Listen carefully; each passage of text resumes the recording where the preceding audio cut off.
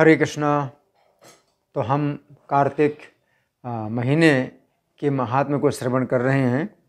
तो अभी तक हमने इसके 5 अध्याय सुने हैं और इन अध्यायों में जो कथा हुई थी, तो सबसे पहले तो सत्यभामा ने भगवान श्री कृष्ण से प्रश्न किया था कि उनका पिछले जन्म में कौन सा ऐसा विशेष कर्म बन गया, सत्कर्म बन गया कि उन्हें श्री कृष्ण पति के रूप में प्राप्त हुए।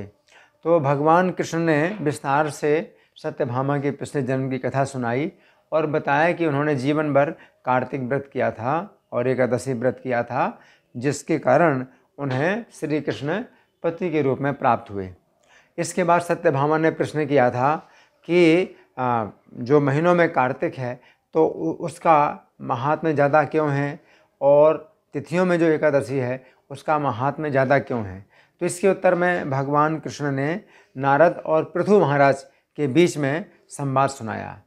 तो उसमें नारद जी ने पृथु महाराज को बतलाया कि किस कारण से ऐसा हुआ कि सब तिथियों में एकादशी को विशेष महत्व मिला और सब महीनों में कार्तिक महीने को विशेष महत्व मिला। इसके बाद फिर भगवान कृष्ण नारद और पृथु महाराज के संवाद को और आगे बढ़ा रहे हैं, क्योंकि पृथु महाराज ने कुछ नियम पूछे कि कार्तिक के महीने में क्या क्या नियम होते हैं। तो उसमें नारद जी ने कुछ नियम बतलाए। तो हमने 5वें अध्याय में उन नियमों की चर्चा की थी, लेकिन सभी नियमों की चर्चा नहीं की, क्योंकि इस समय बहुत से नियम ऐसे हैं जो संभव नहीं हैं या व्यवहारिक नहीं हैं। तो 6वें अध्याय में भी नारद जी उसी प्रकार के नियम बतला रहे हैं। तो उनमें भी हम कुछ सुनेंगे जो हमारे लिए व्यवहारिक हैं। तो नारद जी कहते हैं कि कार्तिक का जो स्नान है, तो इसमें एक विशेष प्रार्थना होती है कि जो भक्त है वो भगवान से प्रार्थना करता है। क्या प्रार्थना करता है कि हे जनार्दन, हे देव देवेश, हे दामोदर, मैं तुम्हारी प्रसन्नता के लिए कार्तिक में विधिपूर्वक प्रातःकाल स्नान करूँगा। कार्तिके हम करिष्यामि प्रातः स्नानम जनार्दन प्रीत्यर्थम तव देवेश दामोदर यथा विधि। तो ये जो है प्रार्थना, क्या प्रार्थना, सवेरे तो स्नान हम रोज़ करते हैं, लेकिन कार्तिक का अगर स्नान करना है तो हमारे अंदर कुछ भाव तो होना चाहिए कि कार्तिक का स्नान है।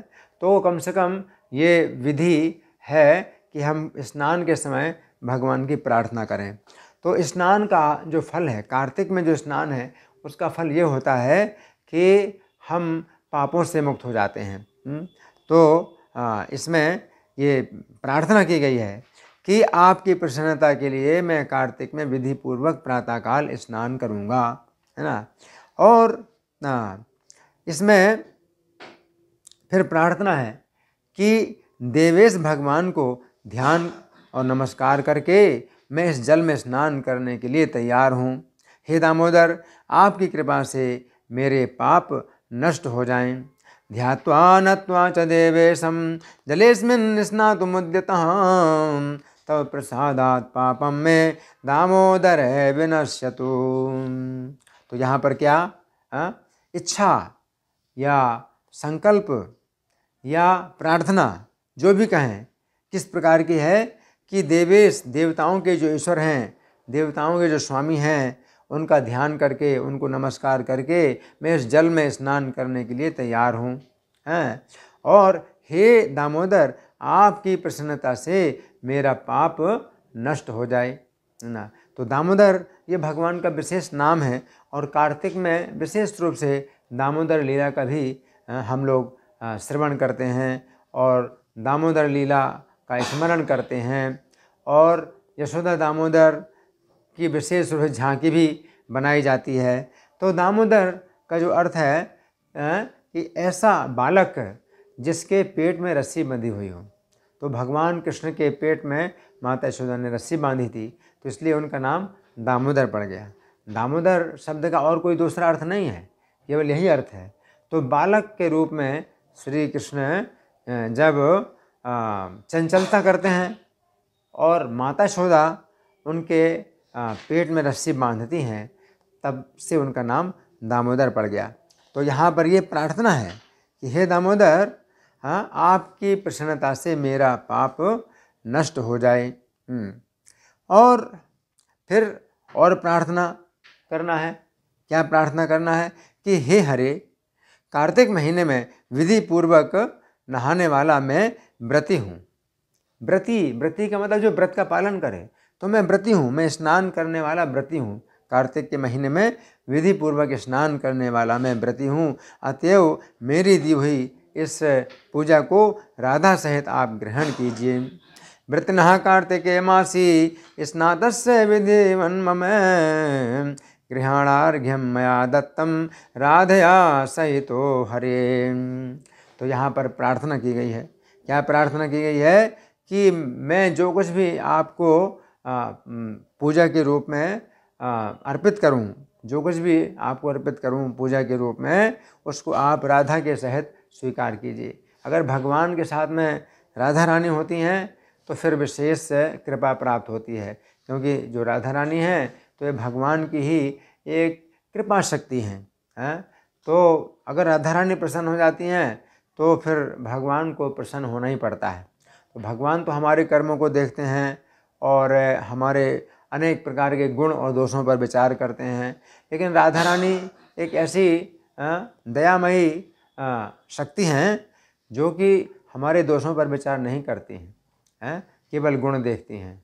और राधा रानी अगर कृष्ण से समर्थन कर दें, हमारे बारे में समर्थन कर दें कि ये तो मुझसे भी अच्छा भक्त है, आप इसको स्वीकार कर लो, तो फिर भगवान को जो है स्वीकार करना पड़ता है कि राधा रानी की बात को भगवान काट नहीं सकते हैं। तो राधा रानी से प्रेम करते हैं तो इसका लाभ हम उठा सकते हैं, राधा रानी की दया का लाभ हम उठा सकते हैं। तो यहाँ पर ये प्रार्थना है। तो क्या प्रार्थना है कि राधा सहित आप मेरी इस पूजा को स्वीकार कीजिए। तो इसमें क्या कहा गया है कि व्रतिनः कार्तिके मासी स्नातस्य विधिन मम, कि मैं विधि पूर्वक जो स्नान करता हूँ कार्तिक के महीने में, मैं इस प्रकार स्नान व्रती हूँ। तो आप जो है मेरे द्वारा दी हुई इस भेंट को, इस पूजा को राधा सहित स्वीकार कीजिए। और क्या प्रार्थना करना है कि हे असुरों के हंता, हे निशाचरों के हंता, हे हिरण्यकशिपु का वध करने वाले, कार्तिक के महीने में मेरी इस नियम को आप स्वीकार कीजिए कि मैं नियम का पालन कर रहा हूँ।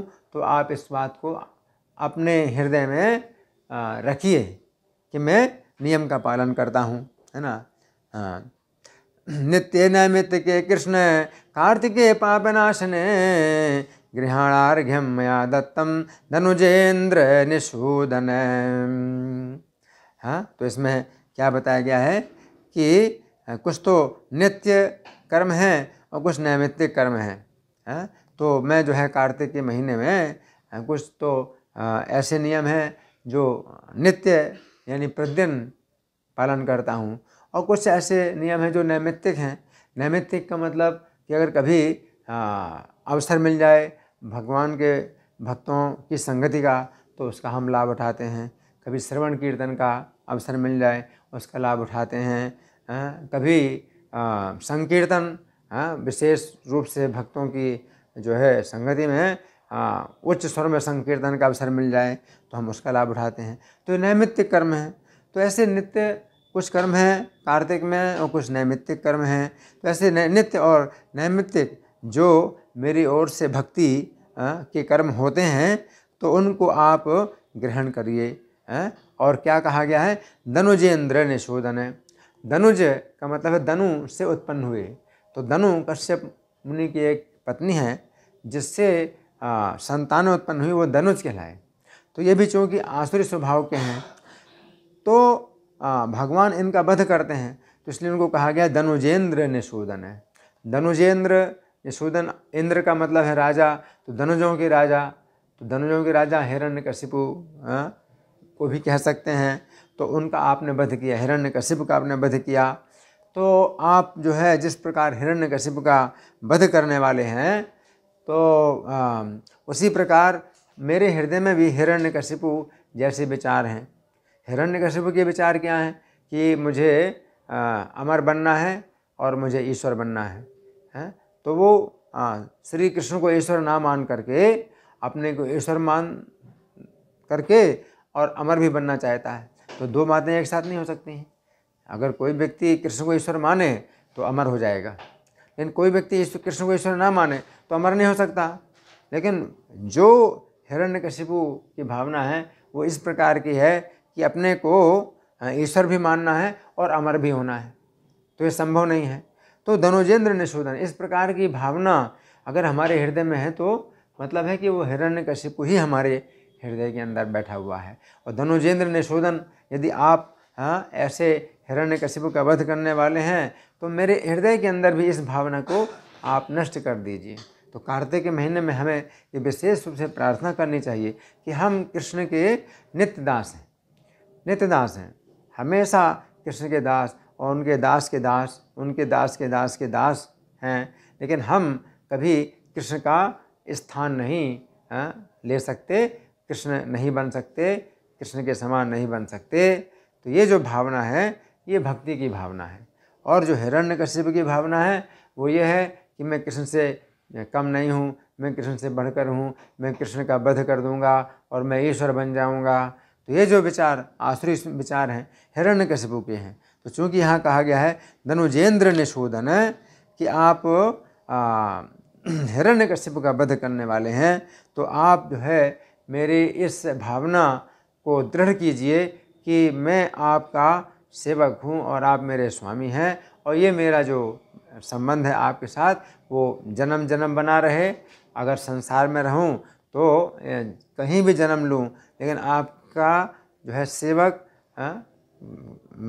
सेवक के भाव में आपका स्मरण करूं, आपको अपना स्वामी समझ करके आपका स्मरण करूं। तो इस प्रकार की भावना जब हमारी होती है या हमारी इस प्रकार की प्रार्थना होती है तो कार्तिक का जो है विशेष हमें फिर लाभ प्राप्त होता है।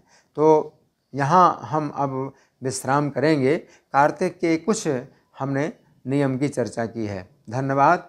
हरे कृष्णा।